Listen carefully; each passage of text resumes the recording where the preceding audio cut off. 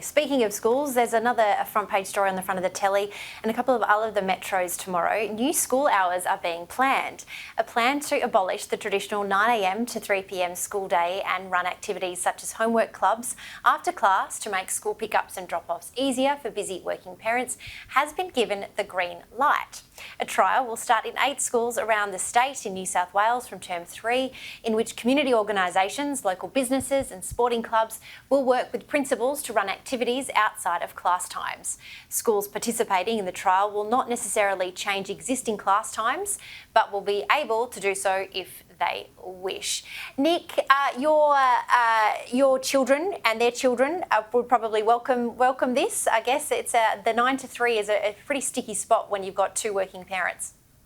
Oh, look, it is, and and I know through people who work for us that getting to the pickup and doing the drop off, it's very difficult. So I think this will be welcomed by parents, and I think it's a very sensible move, to reform schools, to change school hours in a way that fits the way people live now, as opposed to the way they lived 50 years ago. That's obviously sensible.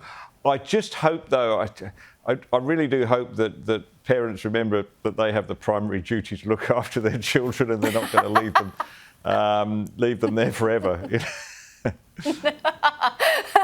When all the lights are turned off and the cleaners are moving in at 6 o'clock. Yeah, sure. Yeah.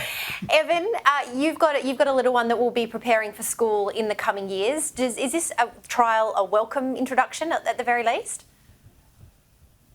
Yeah, I think so. I think it's a good way of being creative in the school reform space, and it really will help working families. A lot of people work full-time. Definitely my wife and I work full-time and both travel a lot. So this kind of thing would be convenient for people that work hours that aren't just 9 to 5. And you think of all the frontline workers we have, people that work irregular hours, changing it up or even looking at a trial is definitely the right move by the Perrottet government.